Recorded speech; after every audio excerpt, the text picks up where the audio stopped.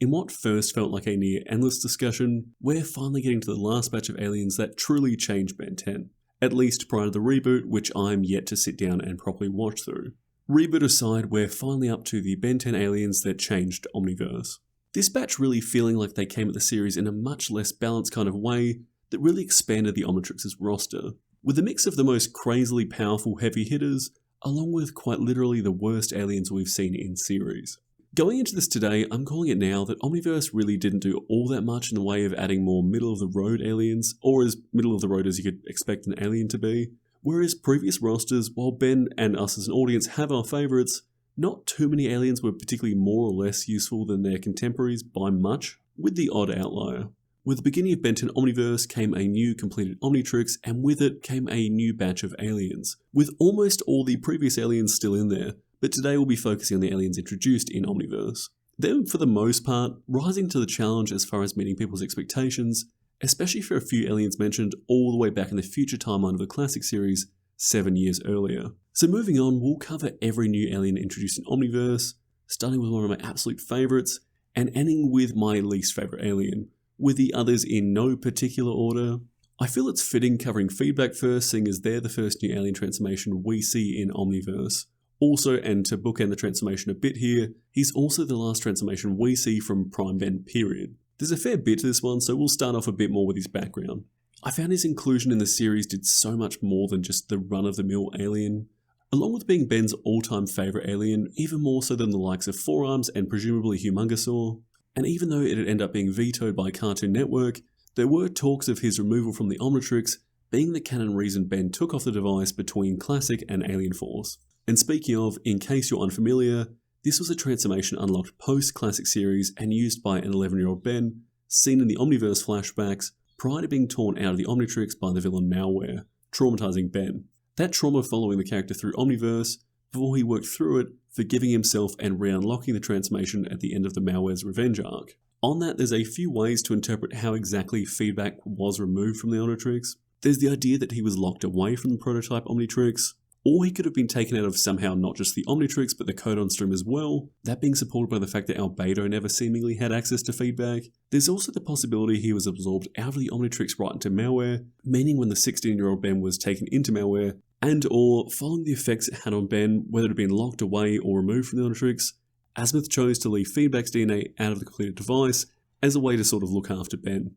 Beyond all that and sort of moving into Feedback himself, from a visual standpoint, Feedback felt right at home amongst the classic series aliens. That black and white colour palette along with his overall look, especially his head, really felt a bit classic series. A bit late in the conversation to bring this up, but in case you're unfamiliar, Feedback can absorb and redirect electricity, along with other forms of energy, this scaling possibly infinitely, seeing as he could redirect the Annihilarg. Also quite horrifyingly, he's also seen absorbing the life energy right out of the villain Argost. If we're talking standout moments, I quite like his fight against Phil, who can feed off electricity, or even his fight against Albedo's ultimate Humungosaur. Otherwise, you've got the more grand scale moments like his return and fight against Malware. Moving on to a more controversial alien who I, along with most everyone, has seemingly softened on, we've got Blocks. And I'd be curious what your opinions are on Blocks come 2025. I have a lot less to say on this one. He's functionally a Lego gorilla who's made up of 3 different coloured blocks that he can generate and rearrange as he pleases, giving him the ability to reshape his body into all sorts of constructs like walls, catapults, domes and whatnot, being able to rebuild himself up as he gets broken apart, which comes in handy seeing as his durability seems to vary quite a bit. Out of series leading up to the release of Ben 10 Omniverse, Blocks became a bit of a focal point and punching bag for those who weren't all that keen on Omniverse, with arguments at the time on why a Lego gorilla didn't fit in amongst all the other aliens we'd gotten to that point. I both sort of do and don't agree there.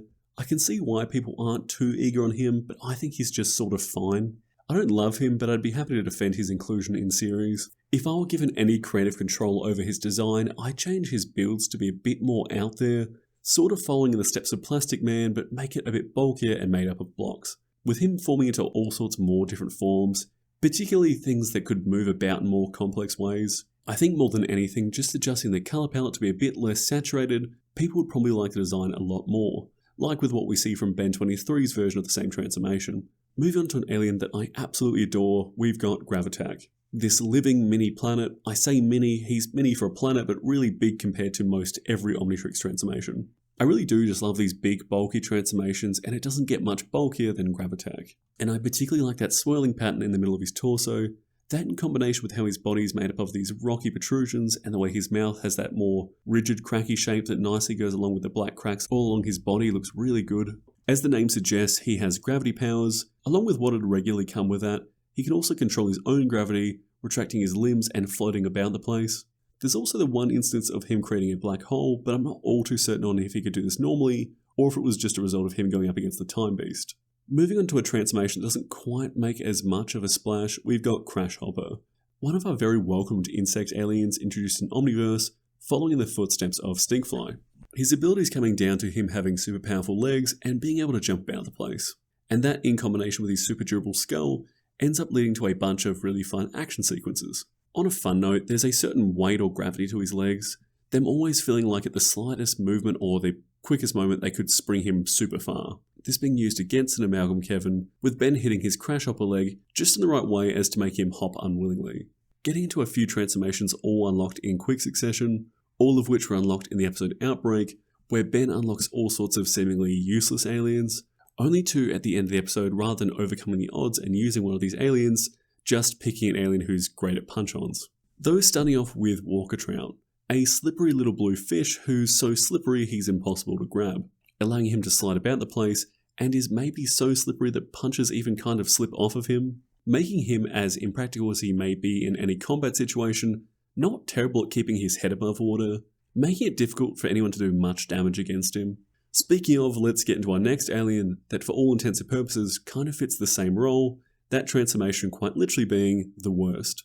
This chunky little yellow guy who, for the sake of looking silly, wears green undies and has the Omnitrix symbol on his belly button, whose power in a very fun way boils down to being nearly completely invincible, being pretty much unable to take any physical damage whatsoever, along with being able to resist poison and heat and all sorts. The counter to that being that despite being functionally invincible, he feels all the pain of anything that happens to him normally. That being a fact, a friend of mine who is by no means really all that familiar with Ben 10, and certainly has never seen an episode of Omniverse, absolutely adores. The worst is also pretty physically lackluster, being pretty much a punching bag in any fight in a way that Walker Trout just isn't. And as a counterbalance to feedback, the worst is Ben's least favourite alien, as you can probably guess by his name. Moving on to an alien that I have a real weakness for, we have Pesky Dust, who's this great little purple fairy alien who has a few supplementary abilities like flight and that, but more importantly, can put out this sleeping dust that, according to the crew, can affect all sorts of aliens you expect it wouldn't, including upgrade species, Celestial Sapiens, Chrono Sapiens, or even characters like Ultimate Kevin. From there, Pesky Dust can then enter their dreams to get all kinds of information out of them, being able to control their dreams at will, even being able to put to sleep and manipulate multiple victims at once. And from there, again according to crew, is able to continuously output that same sleeping dust onto someone who's already asleep, which after long enough would seemingly cause them to stay asleep permanently.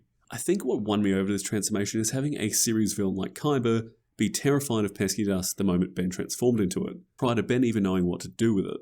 And the final alien unlocked in what I'm calling the seemingly useless batch in Outbreak, we've got Molstache, who had far less appearances than I remembered in series. I think his inclusion in the series finale with using Skirn's ability to get some Heat Blast DNA in with his prehensile mustache against the younger Vilgax made me feel like he played a more prominent role in series than he really did.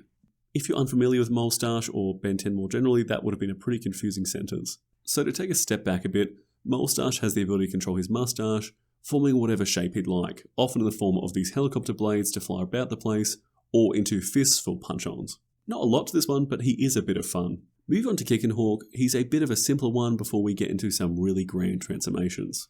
Kickenhawk, who in researching for this video I've learnt didn't have Liam as a DNA donor, after seeing Liam, another member of the species, being a crook working for Siphon, leading up to Kickenhawk's first appearance, where he absolutely lays into Liam, really showing off the Omnitrix creating prime examples of a species being bigger and more capable than Liam, and more closely resembling an eagle or a hawk rather than a chicken like Liam, though he does still get distracted by birdseed. I think of Kickenhawk as kind of the smallest and weakest of the big strong guy alien category. He's much more of an agile fighter than a bruiser kind of transformation, who despite having some fun action sequences, is replaced by our next entry on this list, Bullfrag, who since the start of running this channel has gone from a transformation I wasn't all that worried about to now becoming a transformation I have come to really enjoy. I've covered him more in depth in my video on aliens who change Ben's personality, but to touch on it here, come the incursion invasion of Earth, Ben once again shows off the Omniverse's ability to create a prime example of a species, getting a transformation that's seemingly physically better in every way than all the incursions we see on screen. That, or maybe the incursion army is made up of a bunch of little weedier members of the species. Most notably, he's the transformation that Ben used to go undercover as an incursion, who ends up being pretty fond of series villain Atea, who is equally, if not more so, keen on Bullfrag. Other than that, he's a great physical fighter in the vein of Kick and Hawk, but he's also got his frog alien powers like the tongue and hopping about. Topic's next, who on theme with aliens filling the previous aliens' roles, in the footsteps of Ghost Freak, opening up his skin to terrify others, Topic lifts up his helmet, revealing his true form and seemingly terrifying most anyone to the point that they're incapacitated. Him filling in for Ghost Freak so much so that there's a section of an episode where they just rerun the same bit with Ben terrorizing Zombozo into exploding. Despite being such a one-note alien with only really one ability, I love him. Him being one of the aliens I mentioned earlier, who was brought up all the way back in the episode Ken 10. A few tidbits before we move on. His powers are inspired by H.P. Lovecraft, who is known for those sort of grand-scale cosmic horrors like Call of Cthulhu. Next up, we've got Omniverse's Jetray stand-in following Jetray's exclusion from the series, that being Astrodactyl, who shares the same colour palette and somewhat overlapping abilities with his predecessor. Being a flying dinosaur with both wings and a jetpack, his ability to fly seemingly being largely reliant on just the jetpack. Beyond flight, his main ability is to create these stellar energy constructs from his forearms, which he shapes into all sorts. That, and he can use that same stellar energy in the form of energy beams. Next up, we've got the other alien mentioned all the way back in Classics, Ken 10, and the one with the most hype around what this alien could possibly be, we've got Atomics. Ben 10's nuclear-powered Dragon Ball meets Transformers alien, being Ben's second most powerful alien seen in series after, of course, Alien X. He's another one I've somewhat recently covered on my aliens who change Ben's personality, so we won't go too much into it. He's a lot of fun with these big flashy abilities, including being able to create nuclear energy in a few different forms, which feels largely unexplored in series. Nonetheless, from what we see, he can create blasts and can manage some pretty odd bits and pieces like creating a miniature sun. He's also seemingly the most physically capable alien, again after Alien X, tossing around an ultimate humongosaur without all that much effort.